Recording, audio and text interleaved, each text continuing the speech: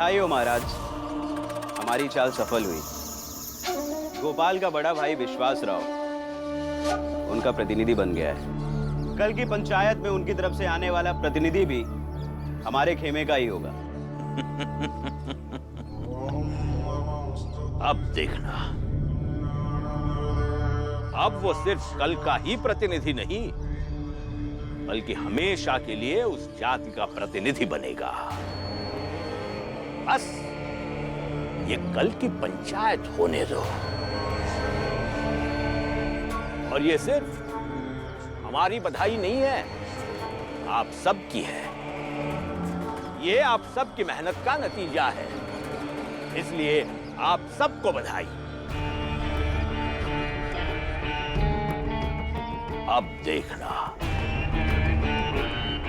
किस तरह से वो विश्वास राव भीमराव की जगह लेता है और इस छोटी जाति के जंगल को सातारा से साफ कर देता है।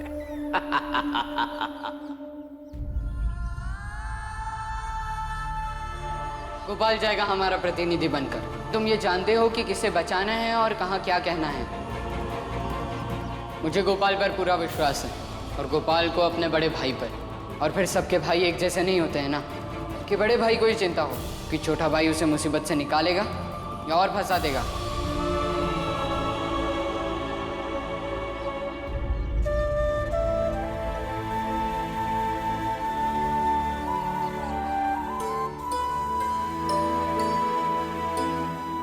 भीम, दुखी मत हो।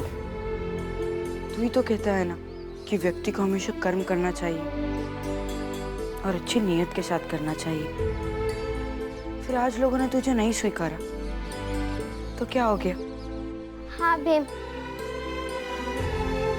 हमारी नहीं, हमारी जिंदगी के प्रतिनिधि तुम ही हो। मुझे किसी का प्रतिनिधि बनने का शौक नहीं है, लेकिन दुख इस बात का है कि भीम,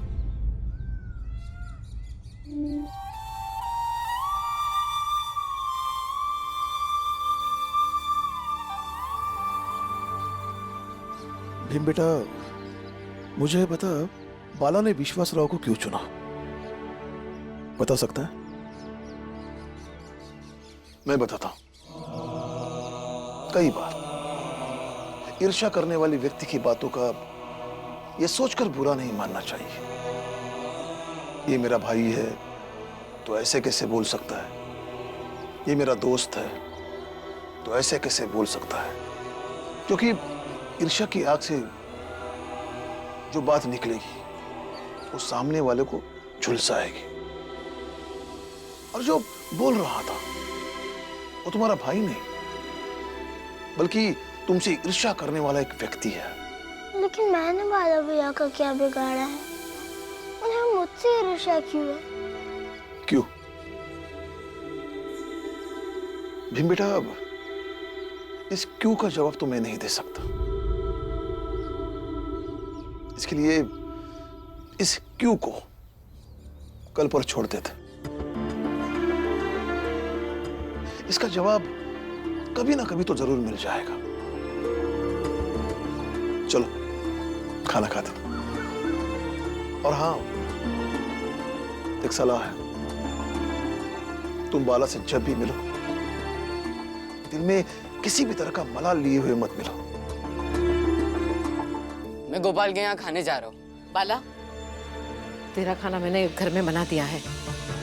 आज गोपाल ने मुझे खीर खाने के लिए आमंत्रित किया है, तो मैं उसके साथ ही खाऊंगा।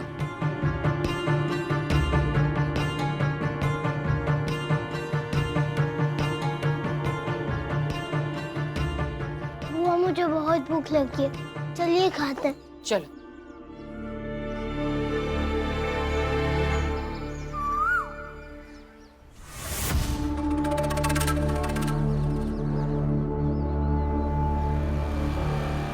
बाला भैया, ओ बाला भैया, बाला भैया जल्दी चलिए, पंचायत के लिए देर हो रही है। हाँ। वाह, जल्दी चलिए। हाँ, चलो। हाँ चलो बाला। नहीं, तू कहीं नहीं आएगा। भीम क्यों नहीं आएगा? और बाला भैया चलने दीजिए ना, ये वहाँ कुछ नहीं कहेगा। ये चुप रहने वालों में से नहीं है। इसका नैतिक अनैतिक का खेल कहीं भी शुरू हो जाता है, और मैं इस बार फंसना नहीं चाहता हूँ, इसलिए तू कहीं नहीं जाएगा। बाला भैया, मैं आपका प्रतिनिधि बनकर नहीं आ रहा हूँ। जैसे पंचायत में और लोग रहेंगे वैसे मैं भी रहूंगा। फिर भी तू नहीं आएगा। बाला बाला भैया, बाला भैया,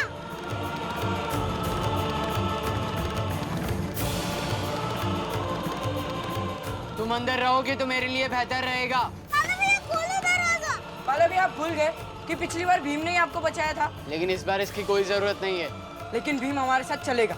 मैंने कह दिया कि नहीं जाएगा तो नहीं जाएगा।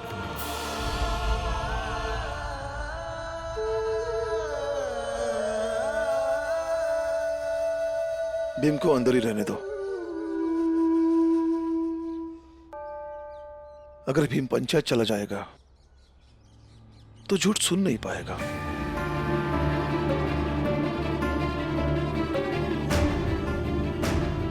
कम से कम बंद कमरे में रहकर झूठ से दूर तो रह पाएगा।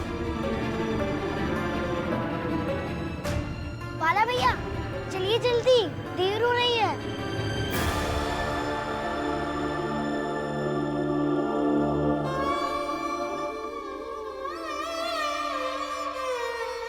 जाओ बेटा,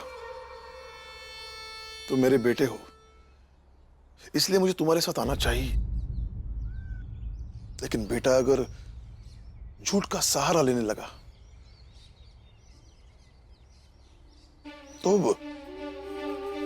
तो हम सब तुम्हारा साथ नहीं दे पाएंगे।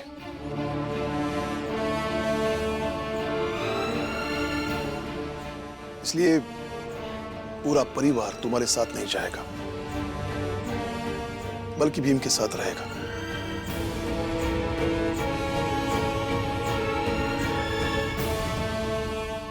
क्योंकि हम झूठ का साथ नहीं दे सकते और सच का साथ छोड़ नहीं सकते।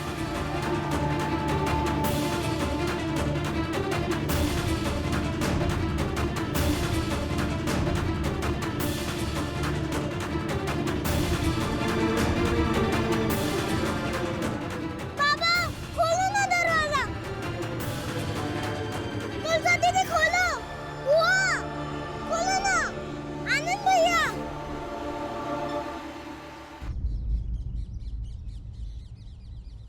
पंचायत शुरू की जाए। जी महाराज। सुनो, हमारे प्रतिनिधि सेठ जी हैं, तुम सब भी अपना एक प्रतिनिधि चुन लो। हमारा प्रतिनिधि गोपाल का बड़ा भाई विश्वास राव है। ठीक है, कार्रवाई शुरू की जाए। तो बताओ कल क्या हुआ था? हमने बाला को वहीं मूर्ति के पास देखा था। फिर इसके सिवा मूर्ति और कौन चुरा सकता था? इस कौन का जवाब तो सतारा में रहने वाले हर व्यक्ति को हो सकता है। फिर बाला भैया ही क्यों? इसका अतीत खराब है, ये पहले भी चोरी कर चुका है। जो पहले चोर था जरूरी नहीं है कि वो अब भी चोर हो। और ये भी तो हो सकता है कि उन मजदूरों ने कहीं मूर्ति छुपा रखी हो और कल को बेच दें। तो बाला भैया से बड़ा कारण इनके पास है। हमने कुछ नहीं किया महाराज। हमने कुछ नहीं किया महाराज, हमारी बात पर विश्वास कीजिए। चुप, फालतू बातें नहीं यहाँ पे। सब मत बोलिए। आपकी तरफ से सेठ जी बोल रहे हैं और हमारी तरफ से मैं बोल रहा हूँ। अब महाराज को फैसला करना है कि कौन सही है और कौन गलत। हाँ सेठ जी, महाराज की मूर्ति बनाने से बाला भैया को अगर रोकना होता तो भीम को लेके आते। भीमराव के पास ऐसे कई तरीके हैं जिससे वो आपको हरा सकता था और आज तक वो हराता आया है। तो फिर चोरी क्यों करते? लेकिन ये मजदूर पैसों के लिए मूर्ति चुरा सकते हैं। ठहरो, मुझे पता है मूर्ति कहाँ है। कुएं के बगल में जो जमीन है वो मूर्ति वहां पे है। मेरे भैया ने कहा है कि आपने जहाँ कहीं भी महाराज की आधी बनी हुई मूर्ति छिपाई है उसे वहां से उठाकर सेठ जी की कहीं जमीन में छुपा दीजिए। फिर कल हमारा एक आदमी आकर सबके सामने यह कह देगा कि मूर्ति सेठ जी की जमीन में है। क्या बकवास कर रहा है तू? मेरी जमीन में मूर्ति आपकी है ना सेठ जी? हाँ तो मतलब साफ है महाराज, बाला भैया या हमारी जात के लोगों में से किसी ने भी मूर्ति चुराई होती तो सेठ जी जैसे ऊंची जात के लोगों की जमीन में बिल्कुल नहीं छिपाते। लेकिन ये मजदूर आपकी जात के हैं और ऐसा कर सकते हैं। विश्वास राव, इस बार हमें जानबूझकर हारना चाहिए ताकि तुम विजेता के रूप में प्रतिष्ठित हो सको। खोलो दरवाजा, खोलो। बाला भैया खोलो ना। बुआ, खोलो दरवाजा। आनंद भैया खोलो दरवाजा। तुलसी दीदी, खोलो, खोलो, खोलो। दरवाजा खोलो, दरवाजा खोलो। भैया खोल देते हैं दरवाजा। नहीं मीरा, वो भीम है, भागकर पंचायत चला जाएगा और अभी उसका जाना सही नहीं है। खोलो दरवाजा, खोलो, खोलो, दरवाजा खोलो।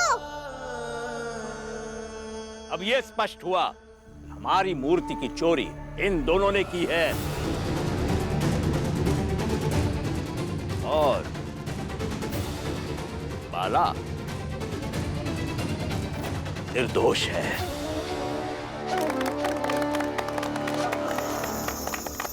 विश्वासराव की, विश्वासराव की, विश्वासराव की, विश्वासराव की, विश्वासराव की। बेवकूफो, दरअसल विश्वास राव की जय जयकार में हमारी ही जय जयकार छुपी है और तुम्हारी इस जीत में हमारी जीत है। और तुम दोनों की सजा ये है कि हमारी मूर्ति का कार्य इनसे करवाया जाए और इसका इन्हें कोई मेहनताना नहीं दिया जाए। इनका मेहनताना ही इनका जुर्माना है। महाराज, हमारा विश्वास कीजिए महाराज, हमने कुछ नहीं किया। महाराज कुछ नहीं किया हमने महाराज। महाराज हमारा विश्वास कीजिए महाराज, हमने कुछ नहीं किया महाराज। चुप करो, बिल्कुल चुप। सुना नहीं महाराज ने क्या कहा? चलो काम पे लग जाओ, चलो। हट। चलो भाइयों, हम लोग भी चलते हैं। विश्वासराव और गोपाल, हम तुम दोनों भाइयों का सम्मान करेंगे क्योंकि तुम दोनों भाइयों ने हम सब के लिए लड़ाई लड़ी है। क्यों भाइयों? हाँ।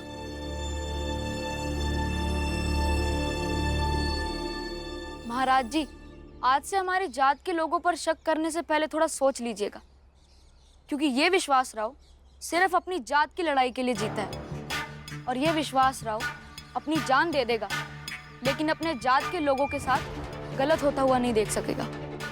और आज से मेरी जिम्मेदारी और भी बढ़ जाएगी, क्योंकि किसी के द्वारा किया गया सम्मान साथ में जवाबदेही भी लाता है। तुम तो बड़े संतुलित व्यक्ति लगते हो। अब जैसा हूँ वैसा हूँ, बस इन लोगों का रक्षक हूँ। तुम चाहो तो हमारे पास तुम्हारे लिए एक प्रस्ताव है। हम चाहते हैं कि तुम उसे सुन लो। कैसा प्रस्ताव? हाँ, अब हम भी सातारा की गलियों में रोज का जातिगत संघर्ष नहीं चाहते हैं। और विश्वास राव, जिस तरह से तुमने आज इन लोगों का प्रतिनिधित्व किया है, आगे वैसे ही करते रहो और हम हर मसले में तुमसे बात करेंगे और इन लोगों की तरफ से तुम बात करना, बहस करना, अपनी बात रखना और उसी हिसाब से आपसी सहमति से हम सब कुछ तय करेंगे। और इससे हमारे बीच कोई टकराव भी नहीं होगा। तुम सब हमारी बिना किसी दखल अंदाजी के जी पाओगे।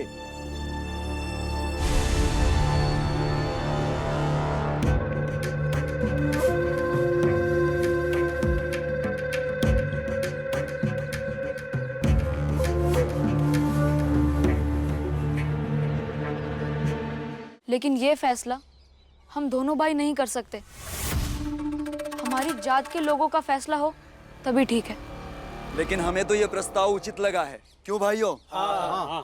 हम सब शांति से रहें, उसके लिए कोई रास्ता बनाने के लिए कह रहे हैं, तो उससे हमें क्या आपत्ति होगी? हमें मंजूर है ये प्रस्ताव।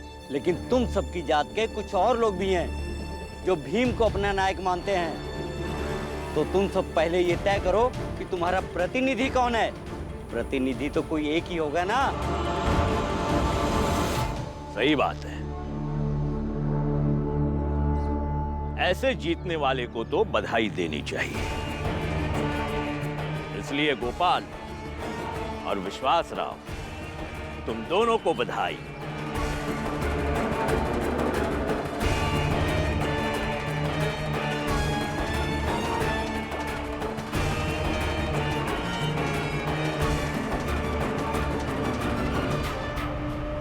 चलो भाइयों, चलो।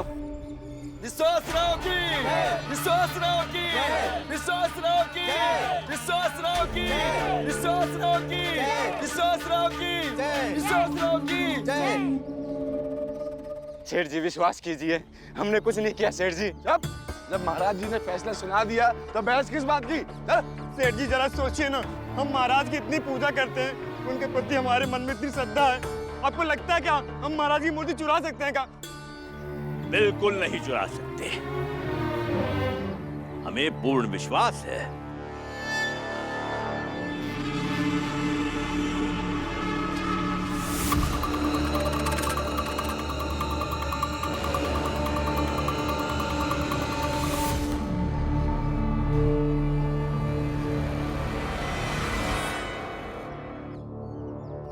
ये रहा तुम दोनों का इनाम। तुम्हारे कारण आज हमारा बहुत बड़ा काम हो गया।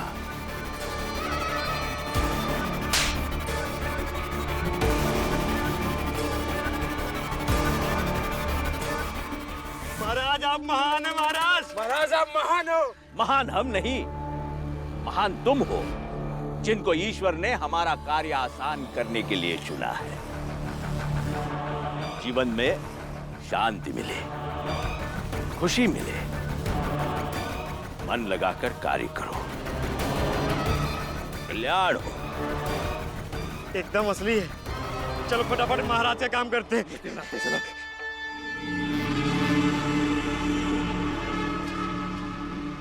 यही समझ के शांत रह जा सेठ धनसुखलाल कि भीम को हमेशा के लिए परास्त करने की इस लड़ाई में तेरा योगदान ये सोने का चेन भी है। तू बुद्धि और बल से नहीं बल्कि धन से इस लड़ाई को आगे बढ़ा रहा है।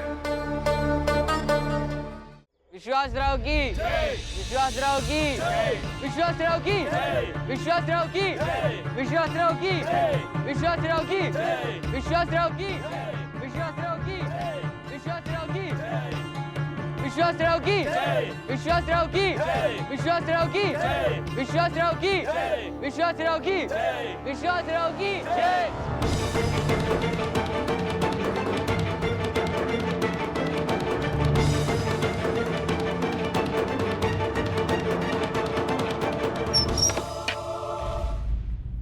बाला भैया, चल देख भीम, देख भीम, तू आज नहीं आया तो बहुत सारी चीजें ऐसी हुई जो आज तक नहीं हुई थी। हाँ राम जी, आज पहली बार हम महाराज और ऊंची जात के सामने जीते हैं और आज उस महाराज ने पहली बार हमें जीत की बधाई दी है और उन्होंने एक ऐसा रास्ता बताया है जिससे हमारे और उनके बीच कोई टकराव न रहे। कौन सा रास्ता? बाबा, यही कि हमारी जात से कोई एक प्रतिनिधि होगा जो हमारी तरफ से हर मसले पर उनसे बात करेगा, अपना पक्ष रखेगा, फिर मिलजुल कर फैसला करेंगे। हाँ तो ठीक है ना, विश्वास राव और गोपाल तो है ही, बना दीजिए इनमें से ही किसी को प्रतिनिधि। सही गलत उचित अनुचित से परे कुछ भी बोलते रहेंगे और जो आज पहली बार हुआ है वो बार बार होगा। आनंद, गुस्से में मत बोलो, क्योंकि आज जो हुआ है वो एक उत्साह का विषय है और इसका श्रेय मुझे दो या ना दो, लेकिन इस खुशी का हिस्सेदार अवश्य बनो।